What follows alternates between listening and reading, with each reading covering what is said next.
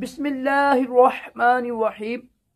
फरमान मुस्तफ़ा सल्लल्लाहु तआला अलैहि वसल्लम, जो जुमे के रोज मुझ पर 200 बार दूसरी पड़ेगा, अल्लाह ताला उसके 200 साल के गुनाह माफ करेगा। सल्लु अलल हबीब। मिट्टी के बर्तन में खाना पीना सुन्नत मुबारक है। राशिद अत्तारी नूरी दवा खाना की तरफ से। और आप देख रहे हैं मुजरब नुस्खे। आज जो नुस्खा बताऊंगा वो इंशाल्लाह बहुत ही मुजरब है। वो है पथरी के बारे में।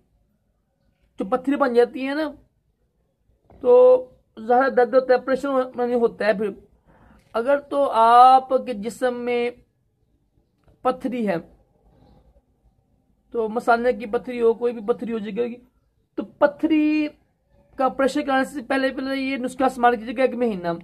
इंशाल्लाह 1 महीने में ना आपकी पथरी खत्म हो जाएगी। बहुत ही आसान है, इतना मुश्किल भी नहीं, नुकसानदेह भी नहीं। करना आपने ये है, एक फल है पपीता। आपने करना ये है, एक होता है कच्चा पपीता, एक होता है पक्का। कच्चा लेकर पपीता लेके, कच्चा पपीता लेकर उसके ऊपर नमक लगा के या चीनी लगा के, जो आपको अच्छा लगता है, हस्बे जरूरत, ठीक है, चीनी या नमक, उसको ज्यादा से ज्यादा खाएं आप। इंशाल्लाह खाली पेट ना खाएं, पपीते को खाली पेट नहीं खाते हैं। बगैर जितनी भी सब्जी जो फल होते हैं खा सकते हैं, पपीते नुकसानदेह होता है, मेरे इल्म के मुताबिक सुना था मैंने। तो कच्चा पपीता ना नमक लगाकर चीनी लगाकर उसको ज्यादा से ज्यादा खाएं।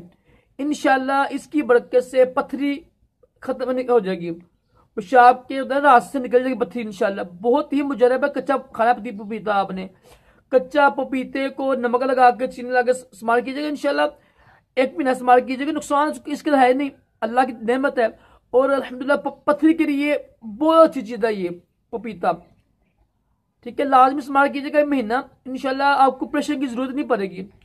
अल्लाह ताला हम सबको भी पथरी जैसी मुज़ी बीमारी और तमाम जिस्मानी रूहानी बीमारियों से महफूज रखे, दोनों जहानों की भलाइयां अता करे। सल्लल्लाहु अलैहि हबीब सल्लल्लाहु तआला अला मुहम्मद सल्लल्लाहु अलैहि वसल्लम।